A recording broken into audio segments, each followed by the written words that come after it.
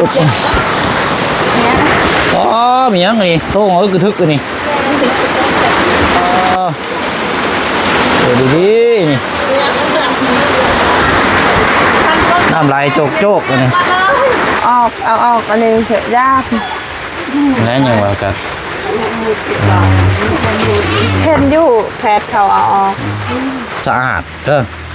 ความสะอาดนี่สำคัญที่สุดโดยถ้าติดมานี่เรียบร้อยได้แผลพยา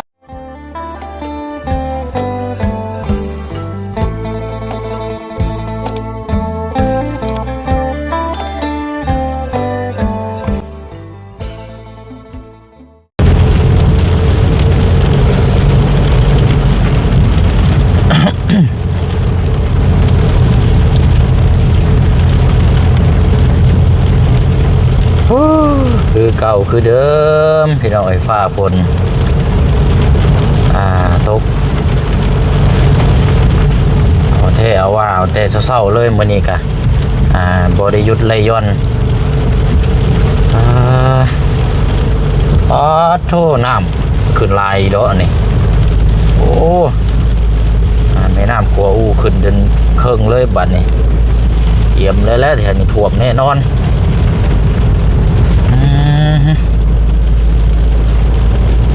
เอาพี่น้องเนาะกำลังจะเดินทางไปเยี่ยมไปยามทางน้องคำบีเมื่อวานนี้ก็มาฮอดจดถึงบ้านเป็นทีเรียบร้อยแล้วพี่น้องเนาะแต่ว่าเฮาก็ยังบ่ทันได้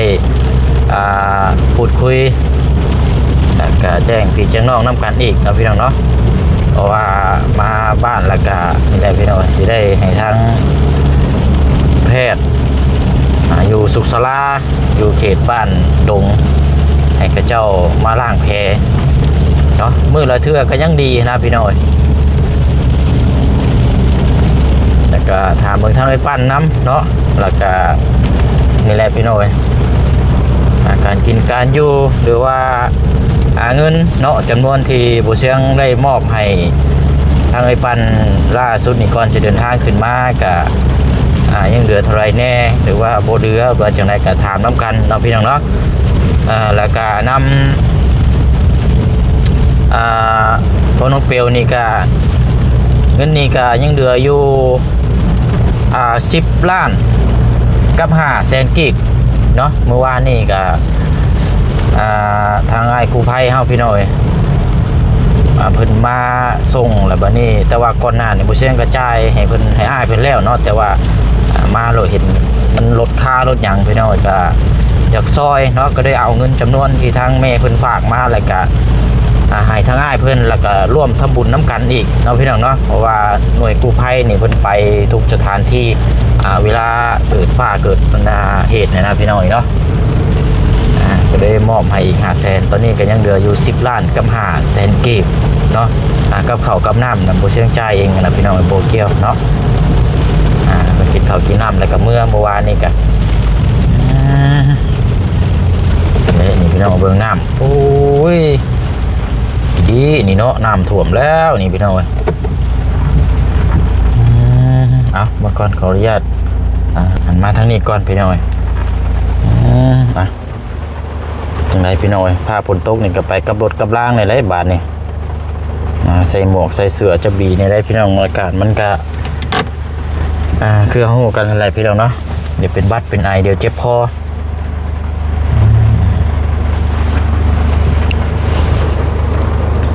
ตั้งมุมกล้องก่อนพี่น้อยเนาะโอเคน่าจะได้แล้วล่ะเนาะครับสบายดีและสวัสดีพ่อแม่พี่น้องเบิร์ดสุขุสุขนะพี่น้องเด้อเนาะพบเจอกันอีกคือเก่าคือเดิมพี่น้องเนาะอยู่ในรถพี่น้องเนาะกำลังจะเดินทางจังไรก็ฮอดแล้วบ้านนอกคำดีพี่น้อยเนาะมากับฟ้ากับฝน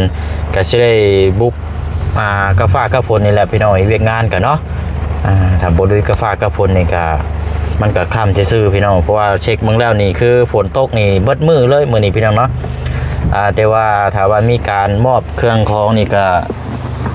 อาจจะได้โจ๊กก่อนพี่น้องเนาะอาจจะผ้าผลเศร้าพอแล้วพี่น้องเบิ่งก่อนเพราะว่ามันเครื่องของมันเปียกแล้วมันเสียยากมันก็สีเสียหายเนาะพี่น้องเนาะเอากาอะไรพี่น้องนะกาเดี๋ยวมาพูดมาคุยมาถามน้ำกันอีกเนาะอัปเดตเบิ่งน้ำกันสำหรับทางน้องคำดีเพราะว่ามาฮอดแล้วก็ มีแต่ว่าให้ทางกระเจ้ากับทางผู้เป็นพ่อเป็นแม่ให้เข่งคัดให้บรบัดและบัดนี้พี่น้องเนาะป้าลาเลยนี่บ่ได้เลยพี่น้องต้องเข่งคัดในระยะ1 ถึง 15หรือว่า1 เดือนซะเนาะเต็มที่การรักษานี่ก็คือความสะอาดนั่นแหละพี่น้องสิ่งสำคัญที่สุดด้วยกันยันมันเพติดเชื้อติดยังนะพี่น้องเนี่ยมันสีลุกลามเนี่ยมันสียุ่งยากอีกเนาะพี่น้องเนาะแล้วก็นี่ละน้องถามเบิ่งทางไอ้ปั้นน้ำพี่น้องเพราะทางไอ้ปั้นก็เป็นอาสาซอยทั้งน้องคำดีแต่ว่านี่ก็ขึ้นอยู่กับปัจจัยทางเอื้อยเพิ่นอันนี้เนาะพี่น้องเพราะว่าเราก็มีทางครอบครัวบางเทื่อเพิ่นก็เฮ็ดเวียกเฮ็ดงานทางครอบครัวแต่ว่ามาบ้านมาสิก็แล้วแต่ทางเอื้อยเพิ่นสิอาสาพี่น้องเนาะสิเบิ่งยามใดหรือว่าดูแลจังไดก็แล้วแต่ทางเอื้อยเพิ่นอันนี้พี่น้องเนาะคือทางบ่เสียงนี่ก็เพราะเฮาก็เป็นในนามสะพานบุญเนาะเฮามาทุกเทื่อแล้วเฮาก็มาอัดคลิปแล้วก็มาพูดมาคุยน้ำกันนะพี่น้องเนาะตลอดนั่นแหละเบิ่งแย่งน้ำกันนะพี่น้องเนาะ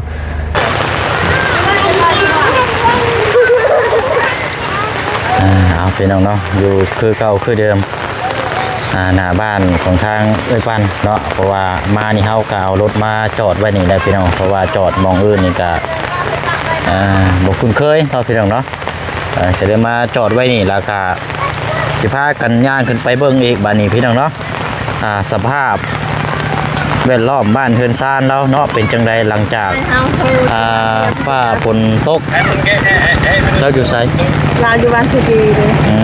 เราจะมาเยี่ยมคือกันจังหน่อยอ๋อน้องทำดีบ่แม่โดยดีใจแล้วเห็นอันพอดีแล้วมากันมาทันกันเบิ่งน้ำกันเฮ้ยคือเปล่าอะไรกระจ้องให้แม่ลูกเราสิไปเฮือนก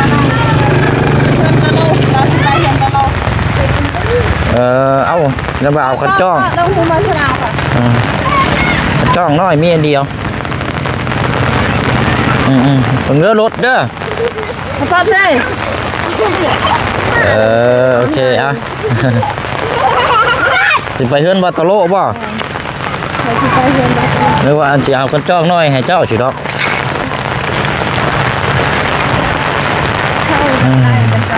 ฟ้าฝนกระตกดินหน่อยนึง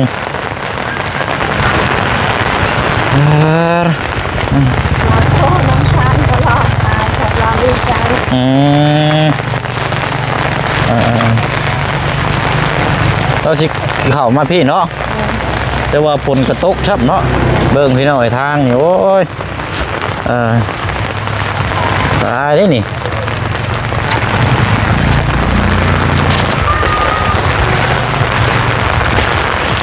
โอ้กันบ่มายามนี่ก็ยามใดก็ตกคือเก่านะก็วันนี้ก็ได้จำเป็นต้องบุกแล้วต้องลุยแล้ว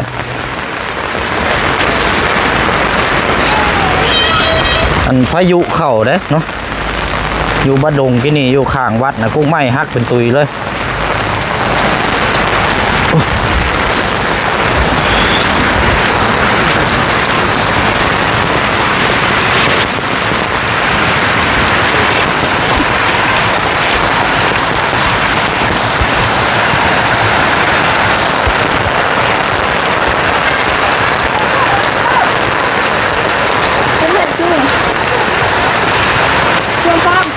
ใช่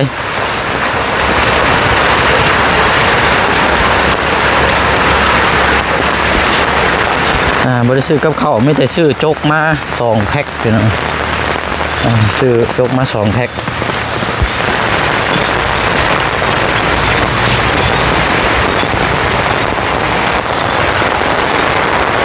แล้วน้องรถกิน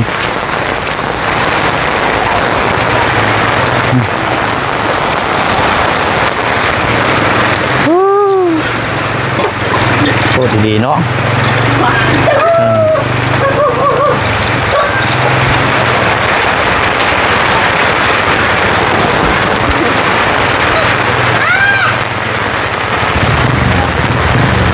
ใช่เปียกจะบอกเพื่อนเราไปใช้น่ะเอายาสมุนไพรตัวเราซื้อห้องวันหนึ่งก่อนเอาไปขึ้นไปคุยอยู่ทั้งหมดไปก็ได้ เราไปไม่ถึง เออ เมื่อยยากแก่ อัน แม่ลูกไฟลงมา น่าเบิกเด้อเด็กมืดเนี่ยได้พี่น้องเอ้ยสภาพเนาะเบิ่ง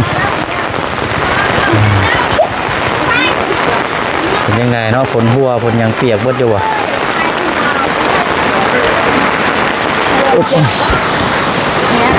อ๋อมีหยังนี่โต้งเอ้ยกระทึกอันนี่ฝนหัวอ๋อเดี๋ยวดีๆนี่น้ำลายโจกๆอันนี้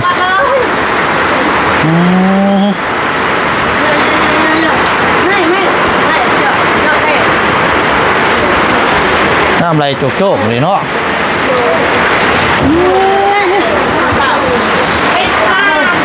นี่โต้งเอาอยู่ในเฮือนใหญ่เพิ่นเลยเสาหัวอยู่บ่มึงเด้อนี่ก็หัวนี่เนาะจักแม่นไผแม่นย่าบ่มันมืดบ่เห็นพี่น้องเอ้ย ลูกไฟเขาตู้ ไปนั่นแหละมันมืดจักสิว่าได้ใดไม่ได้ล่ะยับลงเลยลูกยับลงนะ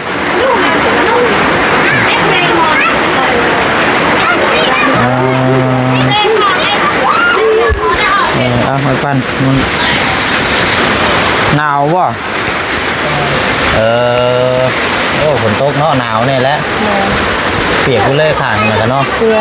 ใครแต่ฝนตกย่อยๆหน่อยนึงตกตลอดแต่มันก็ได้แห้ง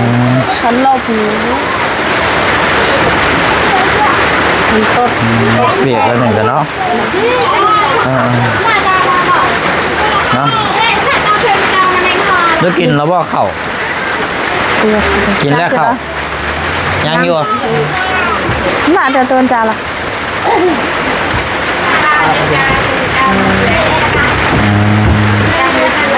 มีแต่ว่าคณะปั่นเอาโต๊ะมาฝากเรา น่าเห็นจังเกิดเนี่ย ต้มน้ ไม่จ้า ำต้มน้ำแล้วก็ลวก น่าจะเลยอ้ายมันเลยอ้ายมันเลยโดนกันนะไม่มาเดี๋ยว ต้มน้ำด้วยต้มน้ำแล้วก็ลวกแล้วก็คนกินมันคล้ายๆคือมีแหละแต่ว่านี่มันเป็นเข่ามันเป็นเข่าอ่อนเข่ากล้องของโอ้ยเบิ่งเลยเสินั่งก่อนจังหน่อยมันเปียกพี่น้อยโอ้ปวดปวดนักแห้งเพื่อเรากะมืดดีเลยเนาะ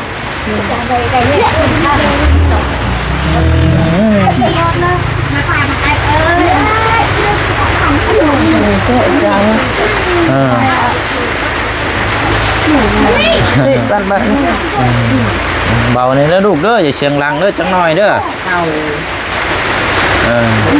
อันว่าเจ้าว่าประตูเราไปใช้กอกกินนี่ปัน ไปเอาหากยา น้ำไม่เห็นยังหายา มาเอา มาทมหัวเข้านี่เป็นนี่ได้นะว่ามันเศร้าเลยบอกแม่นบอก เขาเห็นมันเป็นแบบนี้ ฮะ เลยเขายานมันนั่น เป็นแบบไร เป็นจากประชาเจ้าเอิญเห็นไหม มันเบ่งบ่ แม่ อ๋อมันเบ่งกับมันเชื่อมมาจากแห่เนี่ยมันเป็นอย่างหนอมั้ง แต่เราอยากให้อุด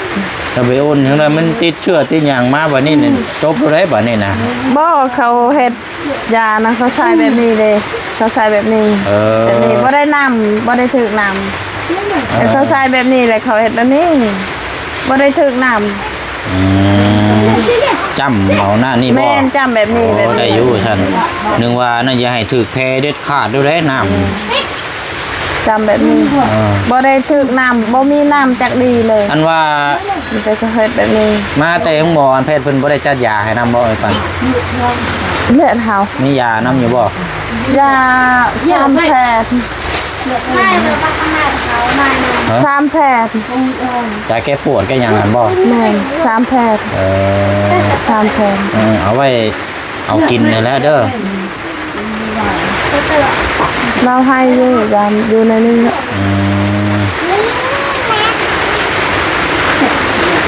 เอาไว้กินนะเริ่มแบบขยับเนี่ยจังน้อยได้อยู่บ่ ได้ น้องตีงเบิ่งอยู่ห่าได้อยู่บ่ เก่งแบบนี้ก็เราได้เด้ โอ้เริ่มได้ใช่เนาะ ตาปวดแล้วเจอในบนนอนปวด แม้ว่ามันเจ็บสมบ่อยู่นี่นะหรือว่าไปได้คือ บ่ คืออยากเอามาห่มซะ นี่เจ็บบ่นี่ ในพื้นหั่นบ่นี่ว่าเป็นน้ำเส้นเอ็นบ่จักเนาะ แม่น เอ็นมันยังตึงอยู่เพราะว่าเฮายัง เอายาตัวเซนเอสนั่นแหละ เพราะว่าเอ็นเฮานี่มันบ่ได้ย่างนะมันตึงถ้าเฮาย่างนี่มันก็สิบ่เซาตึงมันก็สิบ่เจ็บ ตัวนั้นแหละ เพราะว่ามันอยู่ใต้พื้นเนี่ยมีแต่เอ็นนั่นแหละ คนเฒ่าๆแบบชายนี่เขาเอามียาเอสนั่นแหละเราไปเอาไปปลูกเฮ็ดแบบนี้ อืม เคย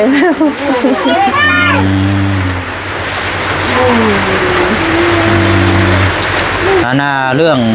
แผลเฮานี่มีแต่ว่านี่ได้สายปันจะให้แพทย์ดูนี่เพิ่นมาล้างบ่ คือกันเคย กันว่านั่นก็มีแต่ว่า เดี๋ยวบ่เชียงสิไป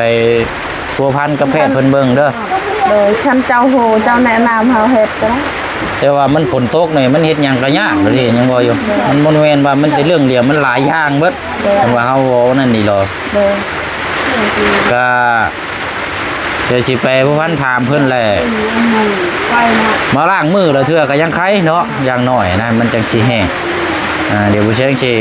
ถามเบิ่งทางแพทย์เพิ่นอยู่บันดงนี่เด้อ โดย ก็ว่าเพิ่นว่างก็ให้เพิ่นมาล้างทุกเช้าก็ได้เนาะเดี๋ยวบ่สิเอาว่าเท่าไหร่นะพี่น้อง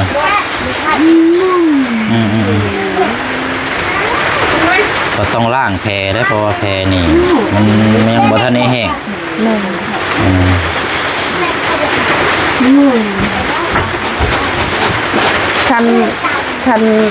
คันปะแบบนี้นี่แต่เฮาปะแบบนี้แหละเฮาบ่จักเฮ็ดบ่ได้เอาออกอันนี้เฮ็ดยาก แล้วยังว่าก็ เห็นอยู่แพทย์เขาเอาออก เพราะว่าหนึ่งมานี่ล้างแผลมันก็ต้องมีตัวนี้เปลี่ยนตลอดเด้อเนาะ แม่น ขานี่เปลี่ยนตลอดนะพี่น้องก็สิแนะนำทั้งแพทย์ทั้งหยังเพิ่น นึ่งเพื่อนแบบออกนึ่ง แต่ว่าเบิ่งนำกันนั่นแหละว่าเพิ่นสิมาล้างให้อยู่บ่แต่ว่าเฮาก็สิจ้างเพิ่นนั่นแหละแล้วก็รวบรวมเบิดเลยแล้วล้างมันมีแนวติดแนวหยังนะแต่ละมื้อให้ไล่เบิ่ง แถวเฮาเคยเอาคนบ้านกระดับพุ่นเด้บนหานขายยาทางบ้านกระดับทางแวบ้านกระดับ เราก็ล้างได้บ่ซั่น เราล้างได้ ล้างเสร็จได้บ่ ไปส่งสโลมได้ซักยายัง ล้างแผลนี่ก็ได้บ่ เราล้าง ช่างก็สิเอาผู้เพิ่นนั่นแหละซะเนาะเดี๋ยวสิไปถามเราก่อนเอา ตัวมันติที่กินใส่ในตะบนตัวยาก็ยัง อันน่ะปันมีเบอร์โทรเราอยู่บ่ซะ อายเฮานี่ อันน่ะผู้ที่เจ้าเว้ากินนี่แหละ เด้อเขาบอกอายเฮาให้บอกก็ได้ คันว่านั่นก็ผัวพันกับผู้นี้ดีกว่าซะพอเราไปทุทีบแล้วคันว่า แม่ คือ เราไปทั่วที่ คันว่าคือแบบแพทย์อันนี้โดยตรงเฮาย่านเพิ่นบ่ว่าง แม่ ย่านเพิ่นบ่ว่างเพราะว่าเพิ่นอยู่คลินิกเพิ่นน่ะคนเข้าแต่ละมื้อน่ะย่านเพิ่นบ่มีเวลามาล้างให้เลยอยากเอาผู้ที่เจ้าเว้ากินนี่แหล้วช่วงสิง่ายกว่าหั่นนะแล้วถามเราเบิ่งว่าเราสิเอามาล้างแต่ละรอบนี่เราเอาเท่าไหร่นะ เด้อ ถามเบิ่งเลยไอ้ปันเด้อ เด้อ อันนั้นก็ตอนช่วงตอนแรงๆก็นั่นก็ให้เพิ่นมาล้างแล้วผู้เชี่ยวก็สิเข้ามาเบิ่งนํอีกเทื่อนึง เด้อเด้อ ว่าสิได้เว้ากับ อัน เรา นั้น เนี่ย ยามแบบเฮาบ่สบายหรือว่าเฮาอันนั้นก็อายเฮามักเอิ้นเราแหละ เดือนเฮามีแต่เรา อยู่คันสิว่าก็เขตนั้นน่ะมีแต่เราเบิดเด้อเนาะ แม่น เพราะว่าเห็นทางน้อง แม่นสิ น้องป๊อปก็ใส่น้ำเกลือกับเราหั่นใส่ แม่ ให้ นแม่น แล้วก็แถวน้องดอกแค่ โดย ก็แม่นเบ่เลยอยู่บ้าน เฮาก ระดับ เฮาเจ็บก็อายเฮาพาเรามาใส่เรือนเฮาเราก็ไป นั่นแห ทึ ละ บ ใส่ ๆ ให้ เรา เรา ก็ไป เอาเดี๋ยวผู้พันถามเบิ่งให้หน่อยเด้อปันเด้อแต่คันว่านั่นก็ให้เราหั่นแหละดีกว่าเนาะเราเป็นแพทย์หมอแบบประจำเคลื่อนที่แล้วเนาะไปเรื่อยๆเนาะ แม่น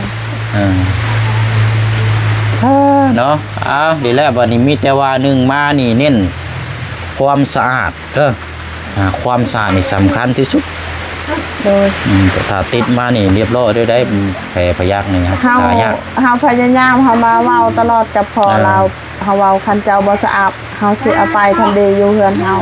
เพราะว่าการกินการอยู่หรือว่าเป็นหม่องรับหม่องนอนเนาะต้องให้สะอาดตลอดบ่แม่นสิเฮาสิเอาเลยล่ะบ่แม่นเฮารักษาดีแหละเฮาเอาให้เจ้าคืนว่าย่านเจ้ารักษาบ่เป็นแล้วว่าพยายามแล้วว่านี่แหละเบิ่งดูแลซอยกันเนาะแม่นเอาดีแล้วเนาะจังได๋ก็ถ้าว่าเรื่องต่อที่ทางแพทย์เพิ่นมาเลยจังมาเบิ่งนำกันอีกทีนึงกันว่าภาพผลเช้าก็แม่นช่วงแรงเนาะบางช่วงแรงอันน่ายอดต่อที่เฮามอบให้มื้อนั้นนั่นเบิดเลยบ่กะปานแม่ใช้จ่ายอันนี้บ่หมดกับเฮาเอาให้เงินตัวเฮาไปเยี่ยมน้องว่าตลกอันว่าเงินที่อันเจ้ามอบให้ว่าตลกก็เป็นเงินที่เฮามอบให้บ่แม่ๆอันไปก็200,000กับก็200,000เป็น400,000อันน่ะค่าจ้างให้น้ำลาวอีกล้านปลายนะคะน้องเงินที่ว่าล้านปลายนั่นก็เป็นเงินที่ผู้เชี่ยงมอบให้แล้วก็ไปช่วยอันน้องบ่ตลกฮั่นดูเอากะบ่เป็นหยังเนาะนี่ก็พอเป็นเงินจำนวนที่คันสิว่ากะทางแม่เพิ่นนี่เป็นคนเดียวกันกับที่ซอยทางบ่าวตลกอันนี้เพิ่นอยู่ซ่านนี่นะอันนี้ทางแม่เพิ่นก็ถือว่าซอยทางน้องเราอีกเนาะเป็นเงินคนเดียวกันเอาเท่ากับกะเบิดแล้วเนาะมีแต่ว่าน้ำบ่เชียงนี่ยังเหลืออยู่10ล้านกับ500,000กีบแล้วบัดนี้เดี๋ยวสิได้ถามทางแพทย์ผู้ที่เพิ่นมาล้างนี่แหละเนาะว่าสิจักมื้อนะเต็มที่แพแบบนี้นะถ้าเราว่า10มื้อก็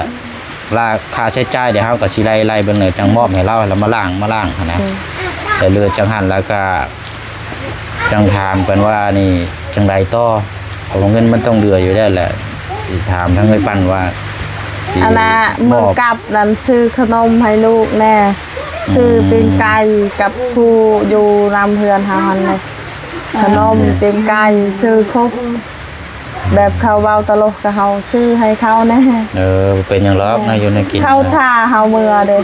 เราก็ได้กำลังใจแบบนั้นเฮาซื้อไปแล้วดีแล้วเนาะของฝากของต้อนแม่นฝากหมดเว้าตลกน้องเว้าตลกค่ะรายการอันน่ะมีแต่ว่าหลังจากพูดทางแพทย์เพิ่นมาอันน่ะล้างแผลตัวนี้แหละสิจะสรุปเลยว่าจังมื้อแห้งเท่านี้แหละเดี๋ยวจังหันแล้วเดี๋ยวบ่เชียงสิถามทางไอ้ปันว่าเงินจำนวนที่เหลือได้สิเฮ็ดในไรต่อสำหรับทางครอบครัวแล้วเด้อเพราะว่าการผ่าตัดก็ยังนะครับมันก็โอเคล่างนะครับมีแต่ว่าให้เรานี่แล้วนะว่าสิมอบเป็นเงินสดไว้ให้ทางครอบครัวเราไว้ใช้จ่ายอยู่ซื้อกินบ่หรือว่าจะเห็นในใดพี่น้องเว้าเรื่องเฮือนเรื่องซ่านหรือว่าเรื่องที่ดินที่ทางบ่แต่ว่าก็น่าจะปรึกษาทางเจ้าอีกทีนึงเด้อว่าเป็นไปได้กะจังว่ากันเนาะทั้งเพิ่นทั้งซ่านหรือว่าทั้งกินทั้งทางนี่ก็ขึ้นอยู่กับพี่น้องน้ำผู้ใหญ่เพิ่นถ้าว่าเพิ่นเห็นดีน้ำเนาะให้ผ่านขั้นตอนตัวนี้ก่อนโทรเบิ่งคันว่านั่นก็ให้เรามาแล้วมาเบิ่งแล้วก็นั่นก็เดี๋ยวจังมาคุยกันแล้วจะก็ถามถ้าว่าบ่เชียงมาบ่ทันก็ถามรายละเอียดว่ามื้อต่อมื้อแล้วถามแล้วว่าจักมื้อมันสิล้างแห้งเด้อปันเด้อถ้าเราว่า10มื้อก็ให้เราไล่มาโลดบัดนี้มื้อนึงนี่เจ้าไล่เป็นเงินเท่าไหร่ให้เราคูณมาแล้วก็เดี๋ยวบ่เชียงสิมาจ่ายให้เราเด้อล้างแผลตัวนี้แล้วสำคัญนี่แหละเศร้าแล้วแผลบ่แห้งนี่โว้ตรายเด้เอาอดทนเอาเด้อผู้บ่าวดีแล้วเจ้าวันนี้ท่านว่าจักคิดฮอดบ้านคิดฮอดน้องผู้เป็นพ่อน้ำตากันสิไล่ยันบ่มียันบ่ได้มาบ่แม่นบ่เคยไปแล้วว่าบ่เคยไปแบบนี้ปกติแล้วแหละเนาะตะบิดนั่นเราบ่ได้เว้าหยังยามลูกเราบ่ได้ดีไม่เห็นลูกดีเลยเลยเมื่อเนาะ เอาสนอมีแต่ว่าประมาณนี้พี่น้องทามาพูดคุยน้ำกันแล้วก็เดี๋ยวคาดว่าผ้าฝนบ่ตกช่วงแรงจังสิเข้ามาเบิ่งน้ำกันอีกรอบนึงนั่นแน่จักหน่อยเนาะป้าซะเลยปั้นเด้อเอาไม่แต่บ่เสียงสิเดินทางไปเวียกต่อก่อนเด้อเด้ออ่ะดีมีแฮงเอาล่ะสู้ๆเด้อสิเช้าได้ ว้าวก็บ่เป็นเฮาคือกัน เป็นยังดอกเช้าแล้วนี่กันเนาะอะไรเนาะแต่ว่า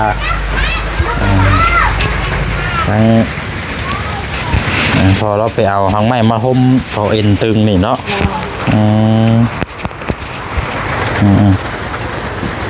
ไปซะเนาะเดินทางก่อนบัดนี้พี่น้องแล้ว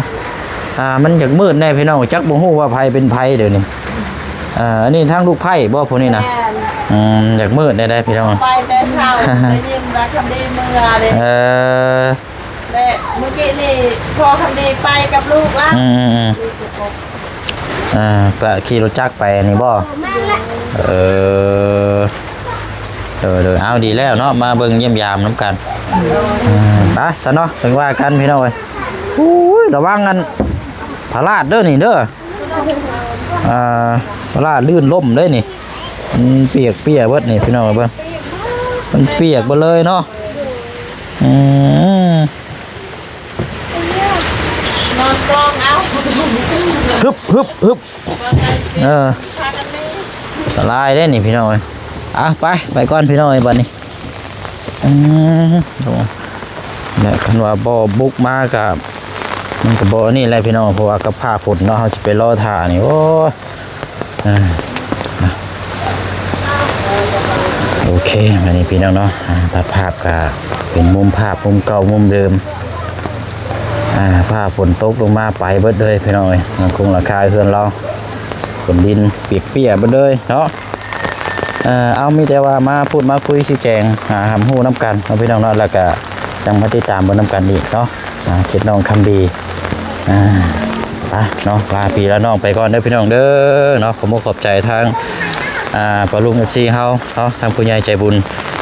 ที่มีส่วนร่วมสมทบในครั้งนี้เนาะผมมีแต่สุขภาพร่างกายแข็งแรงความเจ็บไม่ได้ความไขยาสุมีเด้อเนาะสุขกายแล้วก็สบายทั้งใจนะพี่น้องเนาะไปเนาะบ๊ายบายพี่น้องโอ้ยฝนแห้งงานไปต่ออีกคนละ